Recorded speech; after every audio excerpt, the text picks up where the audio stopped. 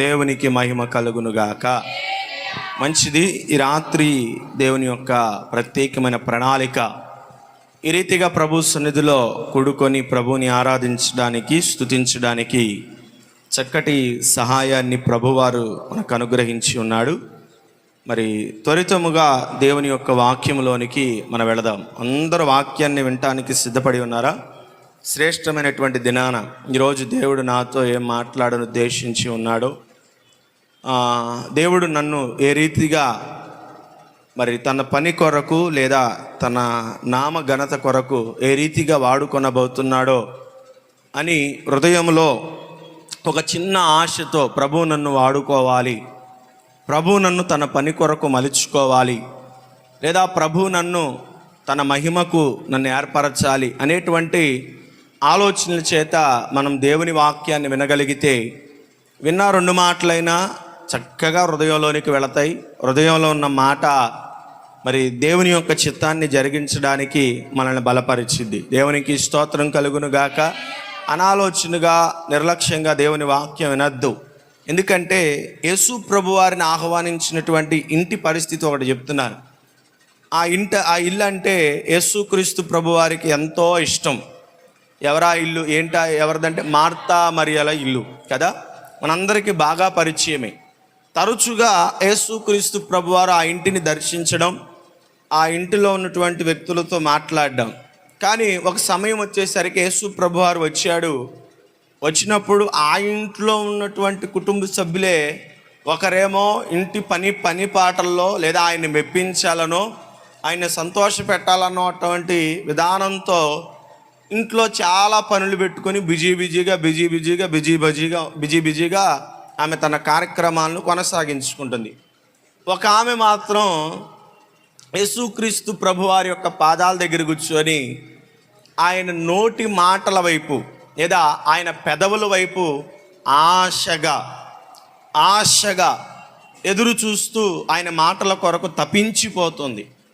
ఆయన మాటలో ఉన్నటువంటి మాధుర్యం లేదా ఆయనలో ఉన్నటువంటి ప్రేమను పొందుకొను రీతిగా ఆమె ఎంతగానో తాపత్రయంతో ప్రభువారి వైపు తదేకంగా చూస్తుంది.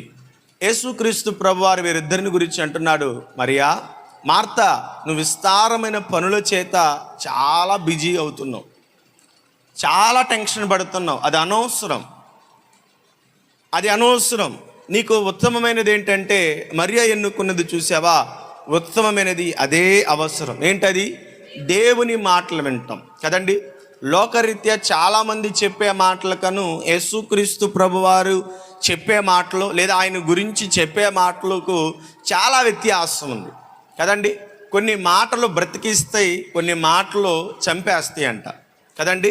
కొంతమంది మాట ఎలా ఉంటుందంటే చచ్చిపోయిన వారికి కూడా జీవాన్ని ఇచ్చిద్ది. అదే యేసుక్రీస్తు ప్రభువారికి ఉన్న వాక్కుకున్న ప్రత్యేకత. పేతురు అంటాడు, ఎక్కడికి వెళతామయ్యా, నిత్య జీవపు ఊటల కలిగినటువంటి నీ మాటలను విడిచిపెట్టి మేము ఎక్కడికి పోగలం? మేము పోలేం. నీ మాటల్ని నిన్ను వెంబడిస్తామంట్ల, నీ మాటల యందు మేము విశ్వాసం ఉంచాం, ఆ మాటల ప్రకారం నేను వెంబడిస్తున్నామని పేతురు చెప్పాడు కదండి. ఆ మాటల్లో ఉన్నటువంటి నిత్య జీవం, ఆ మాటల్లో ఉన్నటువంటి ప్రేమ లేదా ఆ మాటల్లో ఉన్నటువంటి ఆ యొక్క బాంధవ్యాన్ని ఎవరు తెంపుకోలేరు. అందుకే చాలామంది విడిచి వెళ్ళిపోయారు, కానీ శిష్యులు మాత్రం విడిచి వెళ్ళలేకపోయారు. మరొకటి, కొంతమంది మాటలు ఎలా ఉంటాయి అంటే బ్రతకాలన్న ఆశ ఉన్న వారిని కూడా చంపేస్తాయి కదండి. వారి మాటలు ఎలా ఉంటాయి అంటే అతనికి రోగం వచ్చింది, రోగంతో బలహీనపరచబడుతున్నాడు, ఇప్పుడు అతని దగ్గర కూర్చొని ఏ మాటలు మాట్లాడాలి? చేస్తాడు లేదా మంచి డాక్టర్ దగ్గరికి వెళ్తే స్వస్థపరుస్తుంది, ఇలా కార్యక్రమాలు ప్రార్థన చేయాలంటే అంటే మంచిది. కానీ ఏమంటారు తెలుసా, మా ఊరిలో ఒక ఆయన, మా ఇంటి పేరట ఒక ఆయన సేమ్ ఇదే రోగం వచ్చింది, ఎక్కువ కాలం బ్రతకలేదు, ఆయనకి ఇలా జరిగిందని చెప్పి రోగం వచ్చినోడి దగ్గర చావు గురించి మాట్లాడితే ఆ వ్యక్తిలో జీవం ఉండిద్దా? దేవునికి స్తోత్రం చెప్దాం.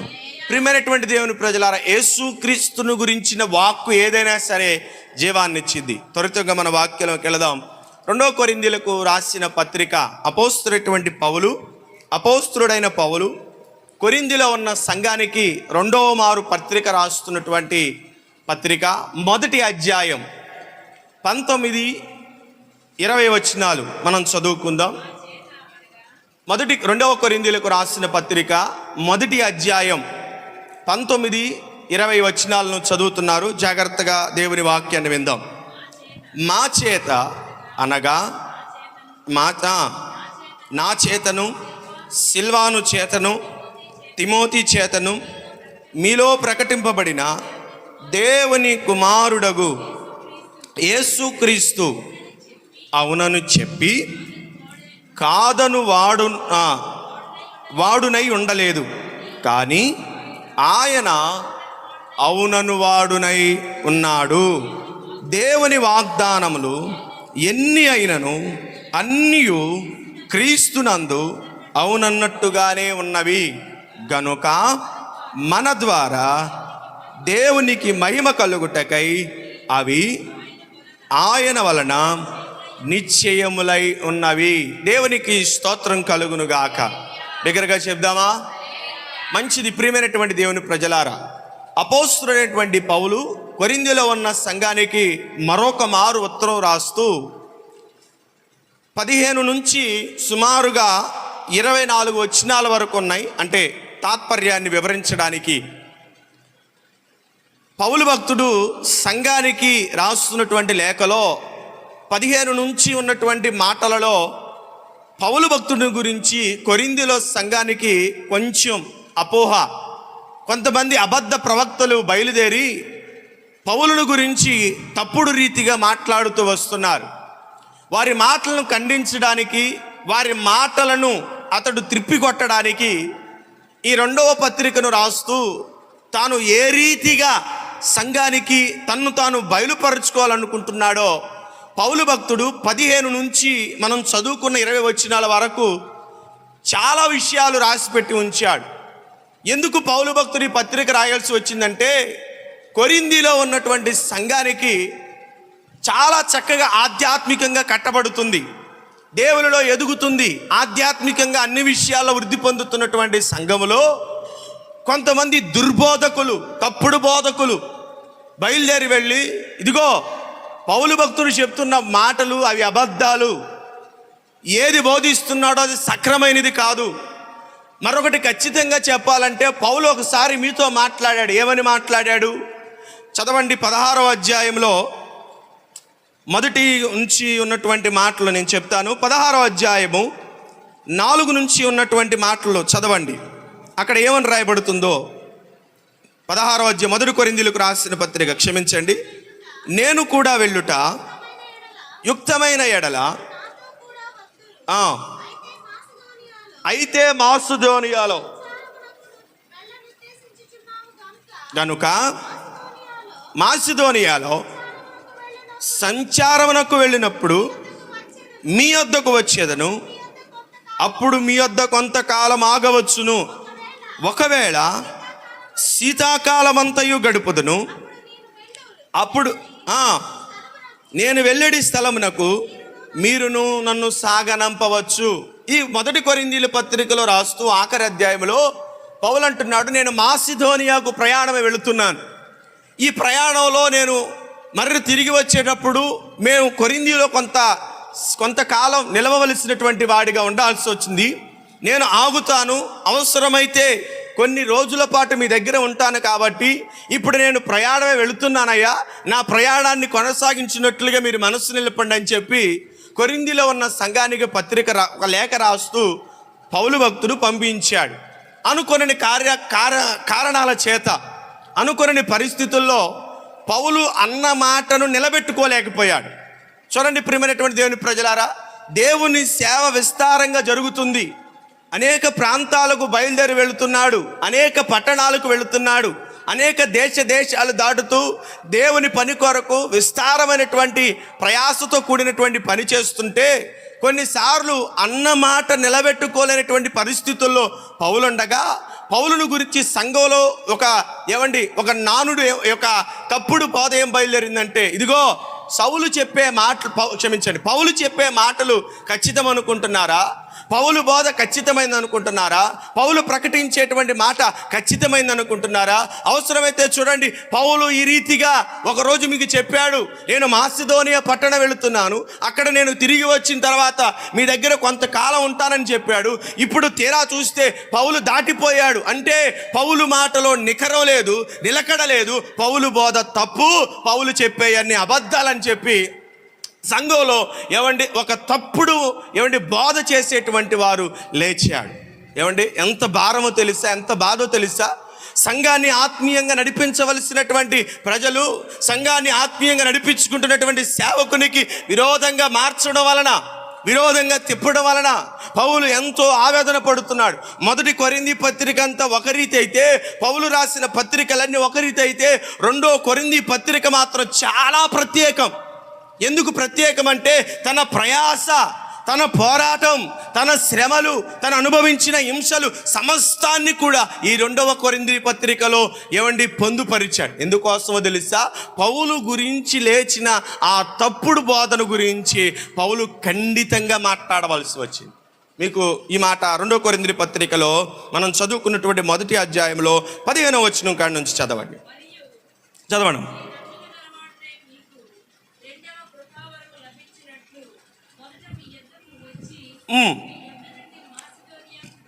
వెళ్ళి మాసిదోనియా నుండి మరలా మీ యొద్దకు వచ్చి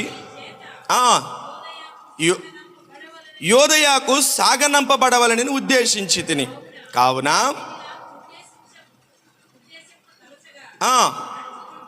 అమ్మా సరిగ్గా చదవండి. కావున నేను ఇలాగూ ఉద్దేశించి చపల చిత్తుడుగా నడుచుకుంటున్నా, అవును అవునని చెప్పుచు కాదు కాదన్నట్టుగా ప్రవర్తింపవలనని నా యోచనలను శరీరానుసారముగా యోచించుకొనుచున్నానా? పౌలు యొక్క ఆవేదన ఇదిగో, సంఘంలో బయలుదేరినటువంటి తప్పుడు యొక్క మాటలు బట్టి పౌలు ఆవేదన చెందుతున్నాడు. ఎందుకు ఆవేదన చెందుతున్నాడంటే, తాను వెళ్ళవలసినటువంటి ప్రయాణంలో కొన్ని పరిస్థితుల కారణంగా మరలా కొరింథీ పట్టణానికి రాలేనటువంటి విధానములో పౌలు భక్తుడుండగా, పౌలు భక్తుని గురించినటువంటి తప్పుడు మాటలను బట్టి పౌలు ఏమంటున్నాడంటే, నేను నా మాటల విషయంలో నేను చపల చిత్తుడుగా ఉన్నాను. అంటే నికరం లేని వ్యక్తిగా ఉన్నాను అనుకుంటున్నారా? లేదా శరీరానుసారంగా మాట్లాడుతూ నా శరీర బలహీనతలను బట్టో, నా శరీర సంబంధమైనటువంటి రీతిని బట్టో నేను చెప్పింది చేయలేక ఉన్నానా అనేటువంటి మాటలు ప్రస్తావిస్తూ తన ప్రయాసను దేవుని యొక్క ఔన్నత్యంతో కలిపి 19-20 వచనాలు తాను మాట్లాడుతున్నాడు. సంగమా, ఇక్కడ కొంచెం మనం ధ్యానం చేద్దాం. అందరు తలల పైకెత్తండి. కొద్ది నిమిషాలు ఈ యొక్క మాటను ధ్యానం చేసి ఆ తదుపరి పౌలు దేవుని యొక్క ఔన్నత్యాన్ని పోల్చినటువంటి మాటను గురించి మనం లోతుగా ధ్యానం చేద్దాం. పౌలు భక్తుడు ఈ రీతిగా సంఘానికి తెలియపరుస్తూ, సంగమా, నేను చపల చిత్తుడిగా అవునని చెప్పి కాదన్నట్టుగా, కాదని చెప్పి అవునన్నట్లుగా నడుచుకునే రీతి నాలో కనబడుతుందా?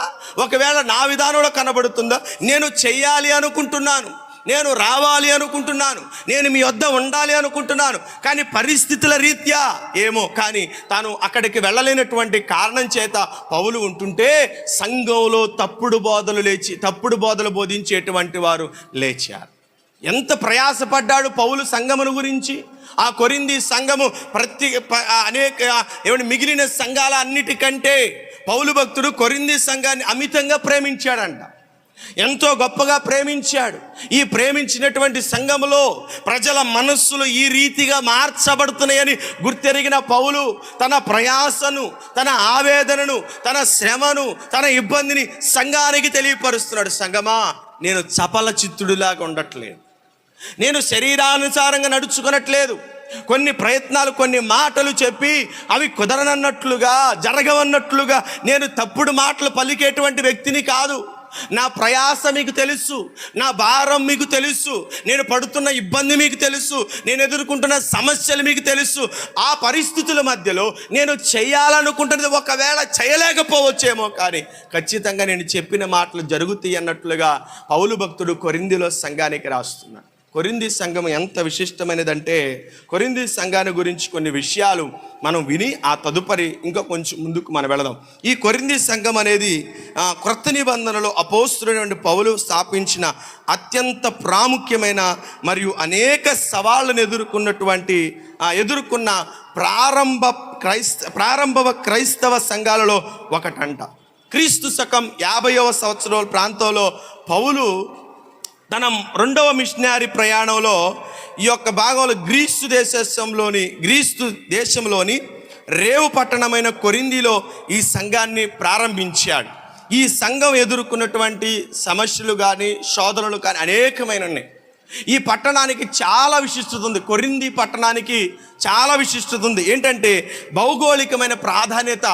దీంట్లో కొరింథీ నగరం ఆ కాలంలో రోమన్ సామ్రాజ్యంలో ఒక ప్రాముఖ్యమైన వ్యాపార సాంస్కృతికకు మరి కేంద్ర స్థానంగా ఉన్నటువంటి పట్టణం. చాలా శ్రేష్టమైనది, భౌగోళికంగా చాలా ఉన్నతమైనటువంటిది. అప్పుడు పరిపాలిస్తున్నటువంటి రోమన్లు వారి యొక్క ఆ కాలంలో ఆ సామ్రాజ్య యొక్క కొరింథీ పట్టణం అంట చాలా సమృద్ధితో నింపబడినటువంటి పట్టణం. అది ఏంటంటే భిన్నమైన సంస్కృతులు. ఏంటంటే రోమన్లు ఒక పక్కన, గ్రీకులు ఒక పక్కన, యూదులు ఒక పక్కన, వివిధ ప్రాంతాల వారు, వివిధ దేశాల వారు వ్యాపారం చేసుకునేటువంటి పట్టణం. అది చాలా సమృద్ధి కలిగిన శ్రేష్టమైనటువంటి పట్టణం కొరింథీ పట్టణం. దానితో పాటు కూడా ఇంకా విశిష్టమైనది ఏంటంటే బహు విగ్రహారాధికు సంబంధించినటువంటి పట్టణం అంట. ఆ పట్టణంలో ఒక దేవతను ఎక్కువగా కొలుస్తారంట. ఆ దేవత అంటే ప్రేమ దేవత. ఏ దేవత అండి? ప్రేమ దేవత. ఆ దేవతను వారు ఎక్కువగా ప్రేమిస్తారంట. ఇక ఆ దేవతను బట్టి వారు ఇక రకరకాలైనటువంటి కార్యక్రమాలు. దేవునికి స్తోత్రం కలుగునుగాక. ఆమేన్. దేవునికి స్తోత్రం. మంచిది. ఏమండి, అనేక మంది ఆ ప్రాంతంలో పలు రకాలైనటువంటి మరి విన్నాం కదా, గ్రీకులు, రోమన్లు, యూదులు, వివిధ దేశాల వ్యాపారాలతో నిండిన బహుళ సంస్కృతులతో ఇది నింపబడినటువంటి పట్టణం అంట. అలాగే బహు విగ్రహారాధన ఆ ప్రేమ దేవతను వారు కొలుస్తూ రకరకాల పాప కార్యక్రమాలన్నీ జరిగించే పట్టణం అంట. ఆ పట్టణంలో పౌలు చిన్న సంఘాన్ని ప్రారంభించి అవన్నీ ఇంకా లోతుకు వెళితే చాలా విషయాలు ఉన్నాయి. ఎందుకంటే ఆ సంఘాన్ని స్థాపించడానికి ఎవరెవరు సహాయపడ్డారు అవన్నీ ఇంకా నేను లోతుకు వెళతలా. ఎందుకంటే మనం చదువుకున్నటువంటి వాక్య భాగంలో పౌలు భక్తుడు దేవుని యొక్క ఔన్నత్యాలతో తన పరిచర్యను పోలుస్తూ చెప్పినటువంటి మాటలు కొన్ని ఉన్నాయి. వాటిని మనం ధ్యానం చేయాలి. ఇక ఈ యొక్క పట్టణం గురించి మనం వింటూ వస్తున్నాం. భౌగోళికంగా చాలా సమృద్ధి కలిగింది, అలాగే భిన్న సంస్కృతులు కలిగినటువంటి పట్టణం, అలాగే బహు ఆరాధనతో నింపబడినటువంటి పట్టణం. ప్రియమైనటువంటి దేవుని ప్రజలారా, ఈ పట్టణంలో పౌలు భక్తుడు పరిచర్య చేస్తూ సంఘాన్ని స్థాపించి ఆ సంఘంలో ప్రజలను ఆత్మీయంగా నడిపించడానికి అతను పడ్డ ప్రయాస, ఆయన పడ్డ కష్టం, అతను అనుభవించిన శ్రమలు అన్నీ ఇన్ని కాదు. ఆ సంఘం మీద తను పెట్టుకున్న ఆశలు అన్నీ ఇన్ని కాదు. ఆ సంఘాన్ని చెరపాలని ప్రయత్నిస్తున్నటువంటి ఆ యొక్క తప్పుడు బోధలు చేసేటువంటి వారిని కూడా ఖండించడానికి పౌలు భక్తుడు ఎంతగానో ప్రయాసపడినటువంటి విధానం. చక్కగా కట్టుకుంటున్నటువంటి సంఘం, ఆత్మీయంగా నిలబెట్టబడుతున్నటువంటి సంఘం. ఏమండి, ఎవరో వచ్చి ఏదో చెబితే వారి మాట విని సంఘం చెల్లాచెదరైపోతే ఆ ప్రయాసపడ్డటువంటి సేవకుడు ఎన్ని విధాల నలిగిపోతాడో తెలుసా? సంఘం ఒకటి జ్ఞాపకం చేసుకోవాలి. నీకు ఆత్మీయంగా ఎవరు ఆహారం పెడుతున్నారో, ఎవరు దేవుని దగ్గర నుంచి దేవుని వాక్కులను తీసుకువచ్చి మీకు ఏమండి దేవుని బోధను, దేవుని యొక్క వాక్కును అందిస్తున్నారో వారి మీద తప్ప వేరే వారి మీద ఎవరెవరో వచ్చి ఏవేవో చెప్తూ ఉంటారు, ఏవేవో మీకు తెలియపరుస్తూ ఉంటారు. అటు వెళితే అక్కడ మంచిగా జరిగిద్ది, ఇక్కడ సేవకుడు మంచిగా లేడు, సంఘం మంచిగా లేదు, విశ్వాసుల ఏమండి సేవకురాలు మంచి, ఇలా తప్పుడు విషయాలు మీతో చెప్పినప్పుడు మీరు ఎలా స్పందించాలి, ఏ రీతిగా నడుచుకోవాలి అంటే ఆ కొరింథీలో పట్టణంలో ఆ సంఘంలో ఉన్నటువంటి ప్రజల్లాగా మనం కూడా వారి యొక్క మాటలకే ప్రాధాన్యత ఇచ్చి సేవకుడికి, ప్రయాసపడుతున్నటువంటి సేవకుడికి దుఃఖం కలిగించేవారిలాగా మనం ఉండకూడదు. పౌలు భక్తుడు కొరింథీలో ఉన్నటువంటి సంఘం కొరకు ఎంతగానో ఆవేదన చెందుతున్నాడు. ఆత్మీయంగా నిలబెట్టబడుతున్నటువంటి వారికి ఒక తల్లి బిడ్డను గారవిడిచినట్లుగా ఎంతగానో ప్రేమతో వారిని పెంచాడు, ఎంతగానో ప్రేమతో వారిని నడిపించాడు, ఎంతగానో ప్రేమతో వారిని దేవునిలోకి నడిపించాలని ఎంతో కష్టపడ్డాడు. ఎన్ని శ్రమలైనా సహించాడు, ఎంత వేదనైనా భరించాడు, ఎన్ని కష్టాలైనా ఎన్ని నష్టాలైనా తాను అనుభవించడానికి సిద్ధపడుతూ ఉన్నాడు. ఈ 2 కొరింథీ పత్రికలు మనం చదువుకుంటూ వెళితే అతను పడ్డ ప్రయాసలు, కష్టాలు, శ్రమలు అన్ని జ్ఞాపకం చేస్తూ ఉంటాడు. ఎందుకయ్యా ఎంత కష్టపడ్డావంటే సంఘము దేవుని ఎదుట నిలబడాలి, ఆత్మీయంగా కట్టబడుతున్న ఈ ప్రజలు ఐక్యంగా ఉండాలి, దుష్టుడు వచ్చి చెరగొని పోకుండా వీలు లేనట్లుగా సంఘం బలపరచబడాలని, సంఘానికి ఆత్మీయ ఆహారాన్ని అందించడానికి అతడు నలుదిక్కుల నలిగిపోతూ కూడా ఎంతగానో తాను సంఘాన్ని ప్రేమించి సంఘానికి బోధిస్తూ ఉంటే ఎవరో వచ్చి చెప్పిన మాటకి సంఘం లోబడిపోయి సేవకునికి దుఃఖం కలిగిస్తుంది కదా. ఈ రోజుల్లో జరిగేవి అవే, జరుగుతున్నవి అవే. దేవుని వాక్యాన్ని అందించే సేవకుడు మీ కొరకు కన్నీరు కార్చి, మీ కొరకు ఉపవాసాలుండి, మీ కొరకు ఆకలిని చంపుకొని, సుఖాన్ని చంపుకొని, ఆరోగ్యం పాడైపోతున్నా, శరీరం శరీరం కృషించిపోతున్నా పట్టించుకోక సంఘము సంఘము సంఘము ఆత్మీయ బిడ్డలని ప్రతినిత్యం, ప్రతి రాత్రి, ప్రతి పగలు తమ సుఖాలను కూడా ప్రక్కన పెట్టుకొని, తమ సుఖేచ్ఛలను కూడా చంపుకొని సంఘం కొరకు, దేవుని ప్రజల కొరకు కష్టపడుతున్న సేవకుడిని ప్రక్కన పెట్టి ఎవరో వచ్చి ఏదో చెప్పారని చెప్పి సేవకుడి మీద తప్పుడు ఉద్దేశంతో సంఘాన్ని విడిచి వెళ్ళిపోయేవారు ఈనాటి సమాజంలో అనేక మంది అయిపోయారు.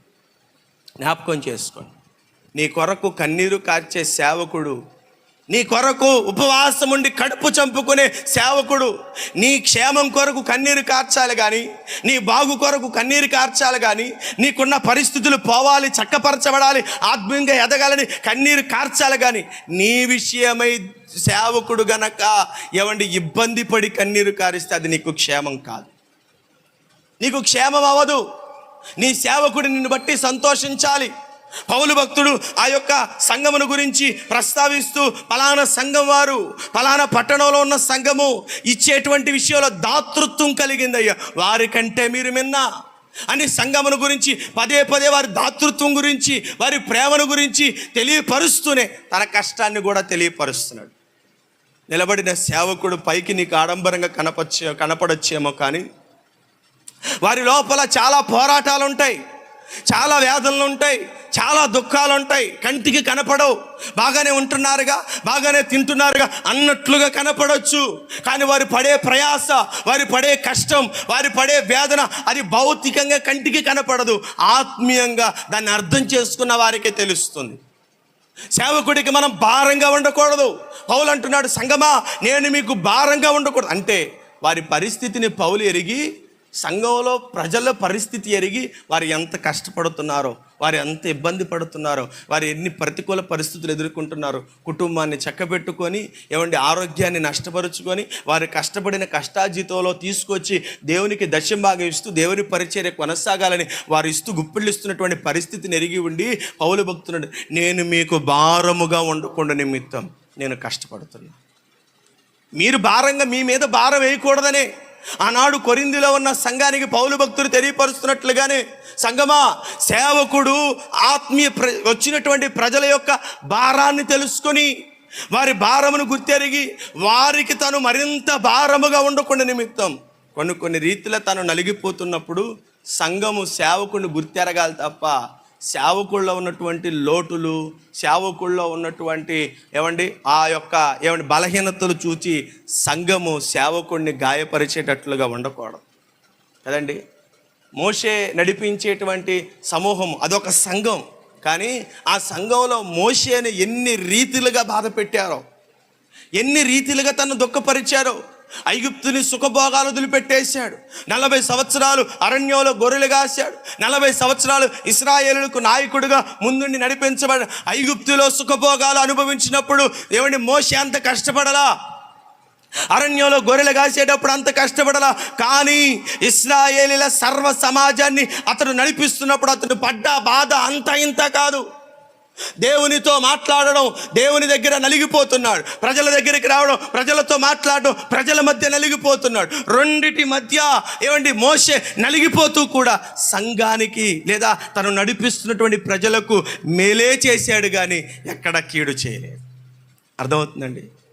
మేలే చేశాడు, కానీ మాట ఒక్కసారే పలికాడు. ఎన్నిసార్లు పలికాడు చెప్పండి? ఒక్కసారే పలికాడు. ఒకరోజు భారంతో దేవుడి దగ్గరికి వచ్చి అంటాడు, దేవా, ఈ సర్వ సమాజం నేనేమైనా గర్భం మోసి కన్నానా? వీళ్ళ గురించి ఎందుకయ్యా ఇంత కష్టం, ఇంత బాధ? ఐగుప్తులో ఉన్నప్పుడే బాగుంది, లేదా అరణ్యంలో ఉన్నప్పుడే బాగుంది. ఈ సర్వ సమాజాన్ని నడిపించేటప్పుడు ఎంత బాధ కదా. మోషేను ఒక విధంగా చెప్పాలంటే బత్తాయి రసం పిండినట్లుగా పిండేశారు ఇశ్రాయేల్. మామూలు కాదు. నీళ్లు లేనప్పుడు సనుగుడాయే, సమస్య వచ్చినప్పుడు సనుగుడాయే. అహరోను, కోరాహు, ఆ నాదాను, అబిదాములు వారు చేసి తిరుగుబాటు చేసి ఒక విధంగా బాధ పెడితే తెల్లారి మోషే దగ్గరికి వచ్చి ప్రజలు, ఏంటి మోషే, ఏమైంది? పోతే పోయింది. మనం చెప్పుకున్నాం కదా, ఏమైంది? పోతే పోని, ఆ మాత్రం ఇస్తే నీకేమైందని సమాజం మరొక మారు సనిగిందంట మోషే. సనుగుళ్ళు, సంశయాలు, గొనుగుళ్ళు, తిట్లు. మోషేని అయినవారు అని, కానివారని, చూసినవాడు అని, చూడనవాడని, ఇలా మోషే ఎంతగా నలిగిపోయాడో. కానీ ఇశ్రాయేల్ని వారు చేరవలసిన గమ్యస్థానం చేర్చే వరకు కూడా మోషే ఎక్కడ వారిని విడిచిపెట్టింది లేదు. ఈ సేవకుడు ప్రభువు నియమించిన కాపరి. ఈ కాపరి జీతగాడే కానీ ఈ కాపరికి ఉన్నటువంటి విధానం ఏంటో తెలుసా? ప్రభువు నియమించినటువంటి విధానంలో కాపరి నడిపించబడతాడు. తనకు గొర్రెలకు మంచి కాపరి అవసరమని దేవుడు తన గొర్రెల కొరకు మంచి కాపరి నిలబెట్టు. ఏంటి ఆ కాపరి యొక్క లక్షణమే తెలుసా? ప్రధాన కాపరి ఆయనగా ఉండి తక్కువ వారిగా ఈ కాపరి నిలబెట్టి, ఈ కాపరులతో దేవుడు సంఘానికి ఏ వాక్ అవసరమో, సంఘానికి ఏ మాట అవసరమో, సంఘానికి ఏ ఒక్క బోధ అవసరమో అని దేవుడు తన సేవకుని మాట తీసుకొని రావడం అంటే ఉచితం కాదు. ఇది అర్థమవుతుందా? అలాగని నేను ఏదో తపస్సులు చేస్తున్నానని చెప్పను. సంఘం ఒకసారి జ్ఞాపకం చేసుకో, నేను చాలా ట్రైనింగ్లు చేశా. అంటే పర్ఫెక్ట్ ట్రైనింగ్లు కాదులేండి, చాలా నా దగ్గర ఇప్పుడు సర్టిఫికెట్లు పోవాలని ఇప్పుడు నేను ట్రైనింగ్లోనే ఉన్నా. ఇప్పటికీ ట్రైనింగ్ చేస్తానే ఉన్నా. ఎందుకు? నేను ఏ ఒక్క రోజు కూడా నా యొక్క ఆలోచనలతో ఏ రోజు వాక్యం చెప్పకూడదు. దేవుడు ఏది చెబుతున్నాడో అది ప్రజలకు శ్రేష్టమైనదిగా అందించబడాలనే ప్రయత్నం చేస్తానంతే. దాని కొరకు ఒక రోజంతా నా గదిలో నేను ఉండి కనిపెడుతూ ప్రభువు దగ్గర వాక్కును అందుకుంటా. కొన్నిసార్లు కొన్నిసార్లు ఎంత ప్రయత్నించినా కూడా వాక్యం అందనటువంటి సమయాలు చాలా ఉన్నాయి. నాకు ఆరంభ దినాల నా ప్రయాస, నేనేదో కష్టపడ్డాన్ని గొప్ప చెప్పుకోవడం కాదండి, నేనేదో తెలియపరుస్తున్నాను అంతే. ఒక్కొక్క రోజు వాక్యం అందక, వాక్యం ఏం చెప్పాలో అర్థం కాక, ఎలా చెప్పాలో అర్థం కాక, ఏ రీతిగా వాక్యం చెప్తే ప్రజలకు అర్థమైద్దో అర్థం కాక, రాత్రి 1 గంట వరకు కష్టపడి వాక్యాన్ని చదువుతూ వాక్యాన్ని ధ్యానిస్తూ ఉంటే ఏ వాక్యం కూడా మైండ్కి అందక దొరకక ఆ అర్ధరాత్రి వేళ ఏడుస్తూ కూర్చున్నటువంటి రోజులు నా జీవితంలో చాలా ఉన్నాయి. అలా కష్టపడి కన్నీరు కాచి ఏడ్చి ప్రభు దగ్గర అడిగేవాడిని, దేవా ఏంటి ఒక్క వాక్యం కూడా ఎందుకు పిలిచావు అనే నిరాశతో కూడినటువంటి మాటలు కూడా నేను పలికా. కానీ దేవుడు సంఘానికి ఏది అవసరమో ఆయనకి తెలుసు కదా, ఏమి ఇవ్వాలో ఆయనకి తెలుసు కదా, ఏం బోధించాలని తెలుసు కదా. అవసరమైన దాన్ని అవసరమైనప్పుడే దేవుడు ఇస్తాడు. సంఘానికి బలమైనటువంటి వాక్యం ఎప్పుడు అవసరమో, ఎప్పుడు ఆ మాట కావాలో అది ఇస్తే 1 గంట తర్వాత వాక్యాన్ని దేవుడికి తీయేస్తే సుమారుగా 1 గంట సేపు కూర్చొని వాక్యాన్ని ప్రిపేర్ అయితే కానీ అది అర్థం కాదు. ఒక రోజు కూర్చుంటే 1 గంట వాక్యాన్ని ప్రిపేర్ చేయగలం. అర్థమవుతుందండి? ఒక రోజు కూర్చుంటే 1 గంట వాక్యాన్ని ప్రిపేర్ చేయగలం.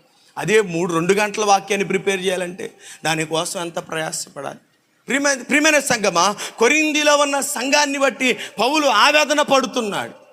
మనం కూడా ఈ రాత్రి గమనించాలి, సేవకుని గుర్తెరగాలి, సేవకుని భారాన్ని గుర్తెరగాలి. మోషేను ఇశ్రాయేలు గుర్తెరగల.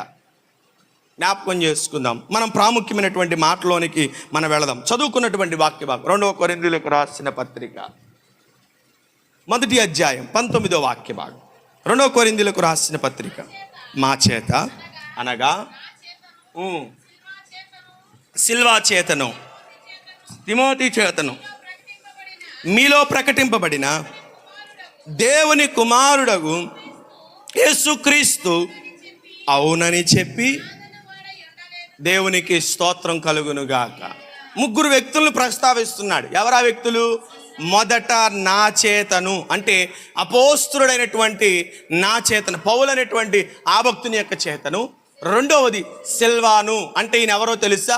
శీల అనేటువంటి వ్యక్తి తెలుసా? అపోస్తుల కార్యాల గ్రంథం 15వ అధ్యాయంలో కనబడతాడు. ఎవరు ఈ శీల అంటే పౌలు బోధించేటువంటి బోధ ఇది కరెక్టు, ఇది పర్ఫెక్టు, ఇది ఖచ్చితం, ఇది బోధించడానికి అనుగుణమైనది, ఇది సంఘానికి అవసరం అని యెరూషలేములో ఉన్నటువంటి సంఘములో పెద్దలు ముద్ర వేసి సర్టిఫికెట్ ఇచ్చి, ఇదిగో ఇతడు బోధ సంఘములో కానీ అనేక చోట్ల కానీ ప్రకటించుటకు వీలు పడిద్ది, ఇతడు బోధ కరెక్టే ఖచ్చితమని చెప్పడానికి వారు ఒక కాగితం రాసి ఆ పెద్దలు ప్రధానులు వారందరూ సంతకం చేసి స్టాంప్ వేసి దాన్ని రూఢీపరచడానికి ఏం చేశారు తెలుసా?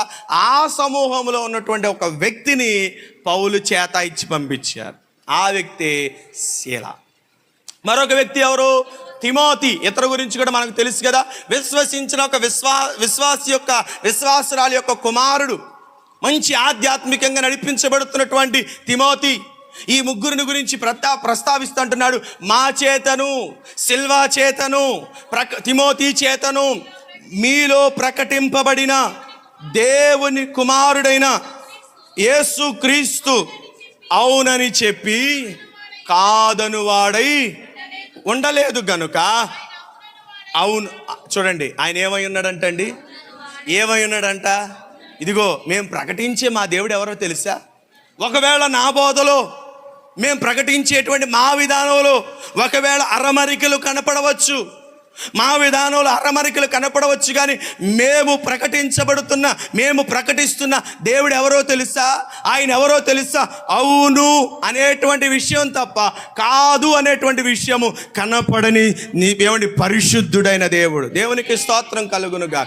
ఆయనలో అవుననే మాత్రమే ఉంది, కాదు అనే మాట లేదు. ప్రియమైనటువంటి దేవుని ప్రజలారా, వాక్య భాగాన్ని మనం చూద్దాం. నిర్గమాకాండ గ్రంథము 23వ అధ్యాయం, క్షమించండి, సంఖ్యాకాండ గ్రంథం 23వ అధ్యాయము 19వ వాక్య భాగాన్ని చూద్దాం. సంఖ్యాకాండ గ్రంథము. దేవుడు అబద్ధమాడుటకు, చూడండి ఆయన దగ్గర అవుననే మాట ఉందా కాదనే మాట ఉందా? ఆయన అబద్ధమాడడు, ఆయనలో అబద్ధము లేదు. ఆయన అబద్ధమాడుటకు ఎవరు కాదంటండి? మానవుడు కాదు, పశ్చాత్తాపపడుటకు ఆయన నరమాత్రుడు కానే కాడు. ఆయన చెప్పి చేయకుండునా, ఆయన మాట ఇచ్చి స్థాపింపకుండునా. ఆయనలో ఉన్నటువంటి ఔన్నత్యాన్ని తెలియపరుస్తున్నాడు. సంగమా, ఈ రాత్రి మనం ప్రకటించబడుతున్న యేసుక్రీస్తు ప్రభువారు, ఎవరిని నమ్ముకున్నావో, ఎవరి మీద ఆధారపడ్డావో, ఎవరిని విశ్వసించి నీ జీవితాన్ని కొనసాగిస్తున్నావో ఆయన ఎవరో తెలుసా? మాట ఇచ్చి నెరవేర్చగలిగిన దేవుడు. ఆయనలో అవుననేది తప్ప కాదనేది కనపడదు. ఆయన మాటలో ఖచ్చితత్వం ఉంది, ఆయన మాటలో పరిశుద్ధత ఉన్నది, ఆయన మాటలో పవిత్రత దాగి ఉన్నది. ఆయన అబద్ధమాడుటకు నరుడు కానే కాదు. ప్రియమైన ఆయన పరిశుద్ధుడైన దేవుడు. ఆయన చెప్పి చేయకుండా ఉన్న కార్యక్రమాలు ఏవీ లేవు. నీకు వాగ్దానం ఇచ్చాడా? ఆ వాగ్దానాన్ని స్థిరపరచగలిగిన దేవుడు. ఖచ్చితంగా నీ జీవితంలో ఇచ్చిన వాగ్దానం నెరవేర్చబడిద్ది. ఆయన ఇచ్చిన మాట ఖచ్చితంగా నీ జీవితంలో నెరవేర్చబడిద్ది. అయ్యో నేను ఆ వాగ్దానం ఇచ్చానా, క్షమించమ్మా, తప్పమ్మా, అది కుదరదు అనేటువంటి మాట ఆయనలో లేదు. అందరి తలలపైకి ఎత్తండి. ఆయనలో కుదరనిది అంటే ఏమనుందా? ఏదీ లేదు. పౌలు భక్తుడు, క్షమించండి, ఎబ్రీలకు రాసిన పత్రంలో ఆయనకు అసాధ్యమైనది, స్వార్థలో ఆయనకు అసాధ్యమైనది ఏదైనా ఉందా? ఏది లేదు. ఆయనకు అసాధ్యమైనది అంటూ ఏది, ఆయన చేయలేనిదటువంటి ఏది, ఆయన మాట ఇచ్చి జరిగించినది ఏది ఇచ్చాడు నీకు మాట? ఏ వాగ్దానం ఇచ్చాడు? ఏ మాట సెలవిచ్చి ఇది నేను మీ మధ్య జరిగిస్తాను, మీ కుటుంబంలో జరిగిస్తాను, మీ సంఘంలో జరిగిస్తాను అని దేవుడు కళ ద్వారానో లేకపోతే వాక్కు ద్వారానో దర్శనము ద్వారానో వాక్యం చదువుతున్నప్పుడు సేవకులు చెబుతున్నప్పుడు ఏది మీ జీవితంలో ప్రకటించబడింది, ప్రకటించిన దానిని నెరవేర్చుటకు నా దేవుడు సమర్థుడు. ఆయన అద్భుత ఔన్నత్యము కాదని చెప్పడు, లేదని చెప్పడు, కుదరదని చెప్పడు. లోకరీత్యా మనుషుల్లాగా ఇది నేను చేయను, నా వల్ల కాదు అనే చెప్పే దేవుడు. కానీ అబ్రహాముకు చెప్పాడు, అబ్రహామా నీకు సంతానం వస్తుంది, నీ సంతానము భూమిని విస్తరింపజేస్తాను, వారిని బట్టి జనములను ఆశీర్వదిస్తానయ్యా అని చెప్పి అబ్రహాముకు మాట ఇచ్చాడు. మాట ఇచ్చిన దేవుడు మర్చిపోయాడా? చక్కటి మాట ఇచ్చిన దేవుడు మాట తప్పడండి అసలు. అబ్రహాముతో చెప్పాడు, అబ్రహామా నీకు ఖచ్చితంగా ఏముందయ్యా, ఎన్నున్నా ఏం సుఖం, దమస్కు ఎలియాజరు కుమారుడే నాకు దాసుడే, నాకు సంతానానికి నా ఆస్తికి వారసుడు అవుతున్నాడు, నా గర్భాన పుట్టిన కుమారులు లేరని చెప్పి అబ్రహాము ఆవేదన చెందుతుంటే అబ్రహామును పిలిచాడు. అబ్రహామారా ఆకాశపు నక్షత్రాల వైపు చూపించి, అబ్రహామా ఆకాశపు నక్షత్రాలు లెక్కబెట్టు అన్నాడు. అది ఎట్ట సాధ్యమైంది అయ్యా? ఎన్నని చెప్పను, ఆకాశము భూ యొక్క తలమంతా నిండి ఉంది కదా, ఒక చోట కాదు కదా ఉంది. ఎన్నని లెక్క పెట్టనంటే అబ్రహాముతో అన్నాడు, అబ్రహామా నీ సంతానము అలాగూ విస్తరించబడి. మరొకసారి వచ్చి సముద్రం దగ్గరికి తీసుకెళ్ళి, సముద్రం అబ్రహామా ఇదిగో సముద్రాన్ని ఆపుతున్నటువంటి ఇసుక ఉంది, ఇసుకని చేత్తో తీసుకో, గుప్పెళ్ళతో తీసి పట్టుకున్నాడు. నీ చేతిలో ఉన్నటువంటి ఇసుక రేణులు లెక్క పెట్టగలవా? లెక్క పెడతావు అబ్రహామా? కుదరదయ్యా, అది అసలు కుదరని సాధ్యపడే పనే కాదు. అబ్రహామా నువ్వు లెక్క పెట్ట నీ సంతానం అలాగవునని దేవుడు వాగ్దానం ఇచ్చాడు. వాగ్దానం ఇచ్చి మాట ఇచ్చి దినాలు సంవత్సరాలు గడిచిపోతూ ఉంటే వీళ్ళు ఏం చేశారంటే, అబ్రహాము శారమ్మ అంటుంది, నువ్వు చుక్కలు చూపెడతాం కాదు, ఇసుక తినిపిత్తం కాదు, నాతో నేను ఒక పని చేస్తాను, అది చెయ్యి అని చెప్పి ఆవేశంతో అనాలోచనతో తప్పుడు ఉద్దేశంతో ఏం చేసింది తెలుసా? తన సొంత నిర్ణయాన్ని ప్రయోగించింది. తన సొంత చిత్తాన్ని నెరవేర్చాలని, దేవుని ప్రణాళికను తన ద్వారా తన చిత్తము ద్వారా నెరవేర్చాలని శారమ్మ ప్రయత్నం చేసింది. ఒక మాట జ్ఞాపకం చేసుకో, దేవుడు తన చిత్తమును తన ద్వారా నెరవేర్చుకుంటాడు, కానీ మానవుల ఉద్దేశాల ద్వారా తన ప్రణాళికను నెరవేర్చుకున్నాడు. ఆయనకు ఉద్దేశం ఉన్నది, ఆయన ఒక ప్రణాళిక ఉన్నది. ఆయన నిర్ణయించిన కాలము, నిర్ణయించిన సమయం, నిర్ణయించిన రీతిగానే ఆయన మాట నెరవేరుస్తాడే తప్ప ఆయన మనుష్యుల ఉద్దేశాలను ఆధారం చేసుకునే దేవుడు కాదు. ఒకవేళ అదే అనుకుంటే శారమ్మ సంతానం లేకుండా పోయేది, ఆగరు సంతానం వృద్ధి పొందేది. దేవుడిచ్చిన మాట మర్చిపోయే దేవుడు కాదు. రమారమి 100 ఏళ్ల వయసు వచ్చేసరికి శారమ్మ గర్భము ధరించి సంతానవంతురాలైంది. ఆమె గర్భం నుంచి వచ్చినటువంటి ఒకే ఒక్కడు ఇస్సాకు. ఆ తర్వాత వచ్చింది ఏశావు, యాకోబు. వారి ద్వారా సంతానము నేటికి ప్రపంచంలో లెక్కించలేనంతగా మారిపోయింది. దేవునికి స్తోత్రం కలుగునుగా. అందరికి అర్థమవుతుందా? తలల పైకి ఎత్తుదాం. అందరికి అర్థమవుతుందా? దేవునికి స్తోత్రం కలుగు. మన దేవుడు ఎవరో తెలుసా? పౌలు భక్తులని మన దేవుడు ఎవరో తెలుసా? ఆయన అవునని చెప్పండి అమ్మ, చదవండి అమ్మ, వాక్యంలోనే మీరు ఉండండి. మొదటి అవునని చెప్పి, దేవునికి స్తోత్రం కలుగును. ఆయన అవునని చెప్పి అసలు కుదరదు. అబ్రహామా నీకు సంతానం ఇస్తానని చెప్పి అబ్రహామా నీకు 100 ఏళ్ళు వచ్చేసినాయిగా. అసలు సైన్స్ ప్రకారం ఇక సైన్స్ ప్రకారం ఏదో కుదరదులే అబ్రహామా, నా మాట కొట్టేస్తున్నానులే అన్నాడా? అబ్రహాము ఒకసారి విశ్వసించి ఏం చేశాడు తెలుసా? ఇదిగో వాగ్దానం ఇచ్చాడు దేవుడు నాకు, వాగ్దానం ఇచ్చినవాడు ఆ వాగ్దానాన్ని బట్టి నా సంతానం విస్తరింపజేస్తున్నాడు. వాగ్దానం ఇచ్చాడు దేవుడు కాబట్టి, ఆయన మాట ఇచ్చి తప్పడు కాబట్టి, మాట ఇచ్చి తప్పని దేవునికి నేను నా మాట నిలబెట్టుకుంటానని అబ్రహాము ఒకసారి తన యొక్క బాలుడైనటువంటి ఇస్సాకుని తీసుకుని వెళ్ళి బలిపీఠం మీద పడుకోబెట్టి బలర్పించడానికి సిద్ధపడ్డాడు. ఎందుకోసమో తెలుసా? ఆయన మాట ఇచ్చి తప్పడన్న విశ్వాసం చేత, మాట ఇచ్చి తప్పడన్న విశ్వాసం చేత. ఒక్కడే ఒక్క కుమారుడు, మరొక సంతానం లేదు, మరొకడు లేడు, కానీ ఆ ఒక్కడినే దేవుడు ఖచ్చితంగా మరలా నాకు ఇస్తాడన్న విశ్వాసంతో నమ్మి అబ్రహాము ఏం చేశాడు తెలుసా?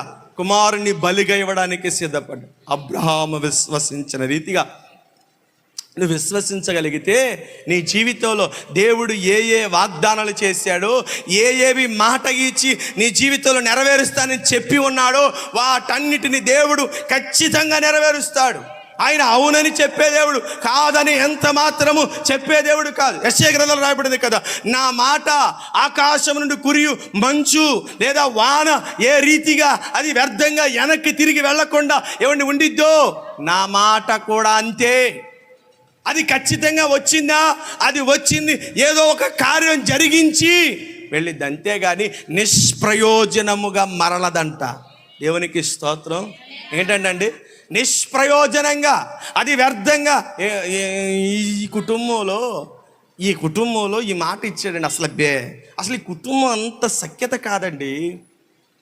ఈ బిడ్డలు చూస్తేనేమో ఒక దారి, భర్త చూస్తేనేమో ఒక దారి, భార్య చూస్తేనేమో ఒక దారి. భార్య ఏమో ప్రార్థన పరురాలు, భర్త ఏమో లోకానుసారుడు, బిడ్డలేమో లోకానుసారుడు. భార్య ప్రార్థన చేస్తుంటే దేవుడు వాగ్దానం ఇచ్చాడు, నోవాహు వలె నీ కుటుంబాన్ని కడతానన్నాడు. వాగ్దానం ఇచ్చిన దేవుడు, మాట ఇచ్చిన దేవుడు ఈ కుటుంబాన్ని బట్టి నెరవేర్చలేడని ఎక్కడ ఇప్పటికీ చరిత్రలో ఆయనను గూర్చిన తప్పుడు మాట లేదు. సార్, మోడు బారిపోయిన జీవితాలను చిగురింపజేసిన దేవుడు ఆయన మాట ఇచ్చాడంటే ఖచ్చితంగా దాన్ని నెరవేరుస్తాడు. నీ జీవితంలో ఏ మాట ఇచ్చాడో జ్ఞాపకం చేసుకో. ప్రభు నీతో ఏం మాట్లాడాడో రాసి పెట్టుకో. ఎందుకంటే లోకస్తులు తీర్చలేనివి, లోకస్తులకు కుదరనివి, లోకస్తులు చేయలేనివి నా ప్రభువుకి అది అసాధ్యము కానే కదా. నీ జీవితంలో ఏ వాగ్దానం ఇచ్చాడో జ్ఞాపకం చేసుకో, ఏ మాట ఇచ్చాడో జ్ఞాపకం చేసుకో. ప్రతిదీ నీ మైండ్లో గుర్తుండు. లేదా ఏమండి, ఆయన చేయలేనని కాదు, కానీ నీకు అవి గుర్తుకొచ్చేసరికి చాలా టైం పట్టి. దేవునికి స్తోత్రం కలుగునుగా. వాక్య భాగంలో రాయబడింది, జకర్యా గ్రంథము మలాకి గ్రంథం రాయబడినటువంటి మాట, నరులకు ఆశ్చర్యము కలిగించు సంగతులు యెహోవాకు ఆశ్చర్యమా. దేవునికి స్తోత్రం కలుగునుగా. నరులకు ఆశ్చర్యమని సంగతులు, అయ్యో ఇది జరిగింది, ఇది ఎప్పుడు జరిగింది, ఇది ఏ విధంగా జరిగింది అనుకున్న సంగతులు కూడా దేవుడికి అది ఆశ్చర్యము కానే. ఎందుకోసం తెలుసా, ఆల్రెడీ ఆయన అది జరగాలని ఉద్దేశించి ఉన్నాడు. దేవునికి స్తోత్రం. ఆల్రెడీ అది జరగాలని ఆయన జరగాలని ఉద్దేశించిన ప్రతి సంకల్పము నెరవేర్చబడింది నీ జీవితంలో, నీ కుటుంబంలో, నీ బిడ్డల పట్ల, నీ వ్యక్తిగత జీవితంలో.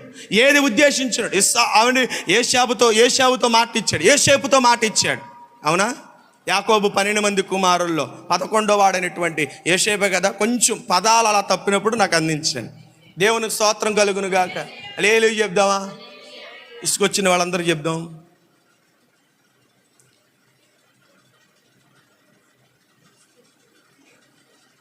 అర్థం కావట్లేదు అన్న వాళ్ళందరూ చేతులు పైకెత్తుదాం. దేవునికి స్తోత్రం. ఎన్ని గంటలు చెప్పినా వింటామని వాళ్ళందరూ చెవులు. దేవునికి స్తోత్రం. దేవునికి స్తోత్రం కలుగును గాక. ఈరోజు మేము కష్టపడి అస్సలు మీ అందరి కొరకు అద్భుతమైన కూర వండాం. అస్సలు తిరుగులేదు. అసలు ఈరోజు మీరు తింటే ఇక నేను అది మాటల్లో వర్ణించలేను. దేవునికి స్తోత్రం కలుగును గాక. దగ్గరగా చెప్దామా? అలాగని మిమ్మల్ని కూర్చోబెట్టి ఏం చేయను, అయిపోయిన టైం ముగిచ్చేస్తున్నాను. దేవునికి స్తోత్రం కలుగునుగా. హల్లెలూయా. యోసేపుతో మాట ఇచ్చాడు, యోసేపుకు కల ద్వారా దర్శనం ఇచ్చాడు.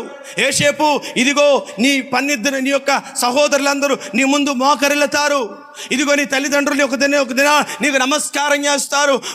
యోసేపుతో మాట ఇచ్చిన దేవుడు, యోసేపుకు కళ ద్వారా దర్శనము ద్వారా మాట ఇచ్చిన దేవుడు దాన్ని నెరవేర్చుటలో ఆయన ఆలస్యము చేశాడేమో, కానీ ఆ తర్వాత ప్రతిఫలం ఎంత ఉందో తెలుసా?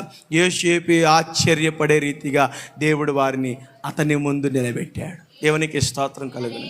ఏ రీతిగా బహుశా అనుకుని ఉంటాడు, ఒకరోజు దేవుడు మా మధ్యకు వచ్చి మా 10 మంది అన్నయ్యలతో చెప్తాడు, ఇదిగో యోసేపుతో నేను స్థిరపరుస్తానని వాగ్దానం ఇచ్చాను, కాబట్టి యోసేపు ముందు మీరు మోకరెళ్ళండి అని చెప్తారు, మా అన్నలందరూ నాకు నమస్కరిస్తారు అని కలగని ఉంటాడు. పాపం కదండి, అని కలగాని ఉంటాడు.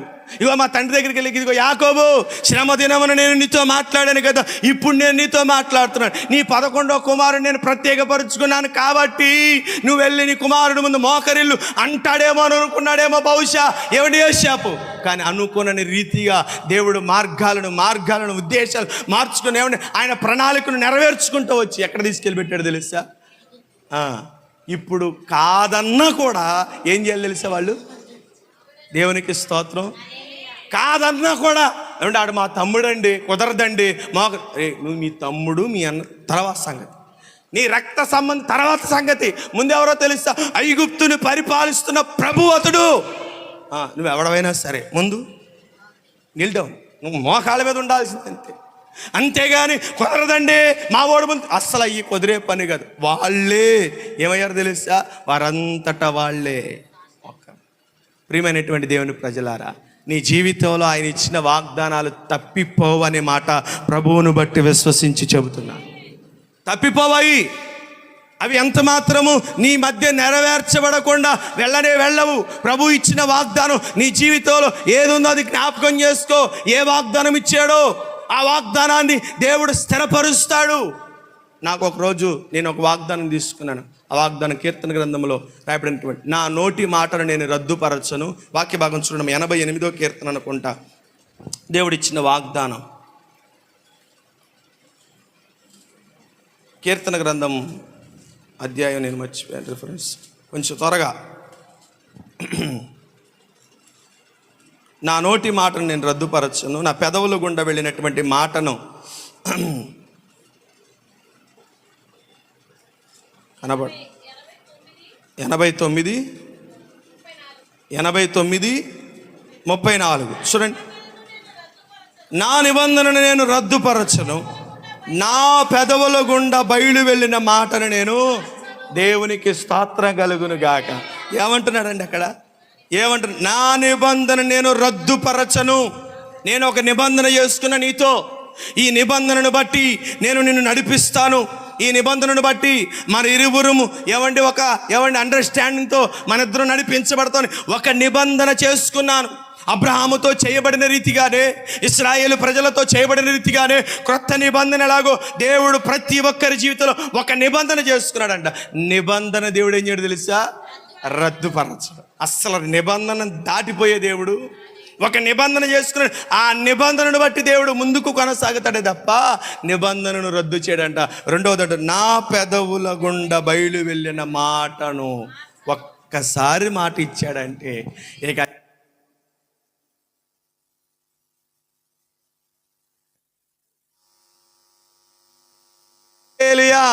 ఒక్కసారి మాట ఇచ్చాడంటే ఒక్కసారి మాట ఇచ్చాడంటే ఆ మాట ఎన్నటికి ఆయన అస్సలు అది కుదరనే కుదరదు. ఇక అది కాదంటానికి లేదు. అది లేదంటానికి లేదు. అది జరగదు అంటానికి లేదు. రాజకీయ నాయకులు కొన్నిసార్లు కొన్ని ప్రమాణాలు చేస్తారు, కానీ వారి పరిస్థితుల రీత్యా బడ్జెట్ తక్కువయ్యో లేకపోతే కొన్ని పరిస్థితులు బట్టి వాళ్ళు అంటారు ఇది జరగదు అనే మాట వారు వాడుతూ ఉంటారు. మనుషులకి అది ఒకవేళ చెప్పడానికి ఒకవేళ అది అంత అనుగుణంగా లేకపోవచ్చేమో, కానీ నా దేవుడికి ఎవరో తెలుసా? ఇచ్చిన మాటను రద్దుపరిచే దేవుడు అంటాడు కదా. మత్తయి సువార్తలో అంటాడు కదా, భూమి గతించినను భూమి గతించినను, ఆకాశము తలక్రిందులైన, పర్వతములు కదిలిపోయినను, నా మాట చెప్పండి, నా మాట తప్పిపోదు. దేవునికి స్తోత్రం కలుగును గాక. ఆయన మాట తప్పిపోదు. సున్నైనను పొల్లైనను ఒక్క పదం కూడా పొల్లు కూడా తప్పిపోనంత ఖచ్చితమైన మాట నెరవేరుస్తాడు ఖచ్చితంగా. నీ జీవితంలో ఈ సంవత్సర ప్రారంభంలో దేవుడు ఏ వాగ్దానం చేశాడో, లేదా ఈ మాసము ప్రారంభంలో ఏ వాగ్దానం చేశాడో, నీ భక్తి జీవితపు ఆరంభంలో దేవుడు ఏ వాగ్దానం చేశాడో, నీవు విశ్వసించి ప్రార్థించినప్పుడు దేవుడు నీతో ఏ రీతిగా మాట్లాడుతూ వచ్చాడో, మాట్లాడిన ప్రతి మాటకు దేవుడు నెరవేర్చు సమయము ఒక దినమున్నది. ఖచ్చితంగా దేవుడు దాన్ని నెరవేరుస్తాడు. ఆయన అవునని కాదనేటువంటి దేవుడు, కానీ ఆయన అవునన్నాడంటే అది జరిగింది, ఖచ్చితంగా జరిగింది కదండి. కొన్ని మన జీవితాల్లో దేవుడు అవును అన్నాడంతే కదా. నేను ఈరోజు ఇలా సేవకుడిగా నిలబడతానని నేను అనుకోలేదు, నన్ను నిలబెట్టాలని ఎవరు అనుకోలేదు. దేవునికి స్తోత్రం కలుగునుగాక, దేవునికి స్తోత్రం కలుగునుగాక. చాలామంది ఇప్పటికి కూడా చాలామంది అంటారు ఈడేంటి సేవ చేస్తున్నాడు అని అనుకుంటారు. నేనే అప్పుడప్పుడు ఆశ్చర్యపడతా ఉంటాను, నువ్వా సేవ చేసేది, మీ నాన్న సేవ నువ్వు చేస్తున్నావా అనేటువంటి వాళ్ళు ఇప్పటికీ లేకుండా పోలేదు. ఈడు సేవ చేయడం ఏంటండి అనేవాళ్ళు కూడా లేకుండా పోలేదు. కానీ దేవుడు అనుకున్నాడు, ఏమండి, తల్లి గర్భముల పిండముగా రూపింపబడక మునిపే నేను నిన్ను పిలుచుకున్నాను, నిన్ను ఏర్పాటు చేసుకున్నాను. ఇదిగో జనములకు ప్రవక్తగా, ఏమండి, జనములకు ప్రవక్తగా నేను నిన్ను నియమించానని ప్రవక్తతో ఏ రీతిగా మాట్లాడాడు ప్రభువారు, నాతో కూడా ఆయన నిబంధన చేసుకున్నాడు. తన నిబంధనను రద్దుపరచు దేవుడు. ప్రతికూలతలు రాని, వ్యతిరేకతలు రాని, తిరస్కారాలు రాని, ఆటంకాలు రాని, అభ్యంతరాలు రాని, ఏది వచ్చినను, ఏది నిలబడినను, ఏది అడ్డుపంటగా ఉండను, నా ప్రభువు ముందర నిలబడుటకు ఏది కూడా శక్తి లేదు. ఆయన శక్తిమంతుడైన దేవుడు. దావీదు జయాన్ని ఆపడానికి సౌలు నిలబడ్డాడా? నేటికి పౌలు దేవుని దావీదును ఆపడానికి ఎవరైనా సాహసించారా? ఎవరైనా దావీదుని ఆపడాలి ఎవరైనా ప్రయత్నం చేసి ఏమండి జయం పొందిన వారు ఎవరైనా ఉన్నారా? దావీదుకి జయం ఇచ్చిన దేవుడు, దావీదును నడిపించిన దేవుడు, దావీదును నిలబెట్టిన దేవుడు, దావీదుకు సింహాసనం ఇచ్చిన దేవుడు, దావీదుకి అధికారం ఇచ్చి యెరూషలేములో కూర్చుండబెట్టిన దేవుడు. ఇదిగో నిన్ను కూడా తన వాగ్దానం చేత నింపి నడిపిస్తున్నాడు. ఏమిచ్చాడు తెలుసా? విశ్వాసులందరికీ యోహాను సువార్త 14వ అధ్యాయంలో రాయబడినటువంటి మాట, ఇదిగో నేను నా తండ్రి యొద్దకు వెళుతున్నాను కదా, మీ అందరికీ నేను స్థలాన్ని సిద్ధపరుస్తాను, నేను వెళ్ళు చోటుకి నేను మిమ్మల్ని తీసుకెళ్ళిపోతాను, కాబట్టి మీరు నా కొరకు ఎదురు చూస్తున్నారని ప్రభువారు చెప్పిన మాట ఖచ్చితం. మనమందరం ఎక్కడ ఉంటామో తెలుసా? ఆయనతో కూడా మనము ఆయన రాజ్యములో మనము నివసించవద్దు. దేవునికి స్తోత్రం కలుగును. విశ్వాసంతో కొనసాగుడు, పవిత్రమైన జీవితాన్ని కలిగి జీవిద్దాం. ప్రభు ఇచ్చిన వాగ్దానాన్ని చేత పట్టుకుందాం. 20వ వచనంలో 2 కొరింథీయులకు రాసిన పత్రిక 1వ అధ్యాయం 20వ వచనంలో దేవుని వాగ్దానములు ఎన్ని అయినను, ఎన్నంటే ఎన్నని చెప్పండి. ఏమండి, ఒక 10 అనుకుందామా? లేకపోతే ఒక 20 అనుకుందామా? లేకపోతే ఒక 100 అనుకుందామా? లేకపోతే ఒక 1000 అనుకుందామా? దేవుని వాగ్దానములు ఎన్ని అయినను వాటికి లెక్క లేదు, వాటికి మితి లేదు, వాటికి పరిమితి లేదు, వాటికి హద్దులు లేవు. ఎన్ని అయినను అవన్నీ కూడా క్రీస్తునందు అవునన్నట్టుగానే ఉన్నవి గనుక మన ద్వారా దేవునికి మహిమ కలుగుటకై ఆయన వలన నిశ్చయములై, అమ్మ పుట్టినట్ల నెంబర్ పైన కింద ఏదో రాస్తుంటారు, ఆమేన్. ఆమేన్ అనే మాటకు అర్థం ఏంటో తెలుసా? అవునని, మరొకటి ఏంటండి? అవునుగాక. అది నిశ్చయం. దేవుడు ఎన్ని వాగ్దానాలు, వాటికి లెక్క లేదు, మితి లేదు. అన్ని వాగ్దానాలు కూడా ఎవరిలో నెరవేర్చాడండి? యేసుక్రీస్తు ప్రభువునందు మనకు నెరవేర్చాడు. ఆ వాగ్దానాలు చేత పట్టుకుందాం, విశ్వసించి ప్రభులు అడుగులు వేద్దాం. ఎక్కడ వైదొలగద్దు, ఎక్కడ దాటిపోవద్దు. పిరిగితనంతో, అవిశ్వాసంతో నా కార్యాలు జరగట్లేదే, నేను అనుకున్నది చూడలేకపోతున్నానే, నా కుటుంబాన్ని కట్టుకోలేకపోతున్నానే, నా బిడ్డలను కట్టుకోలేకపోతున్నానే. దేవుని వాగ్దానములు దేవుడు ఏమాయను, ఆయన చూడట్లేదు, ఆయన పట్టించుకోవట్లేదు, ఆయన మరిచిపోయాడు అనుకునేటువంటి సందేహము వలదు. ప్రభు ఉన్నాడు. ఆయన అంటున్నాడు, నేను ఉన్నవాడు.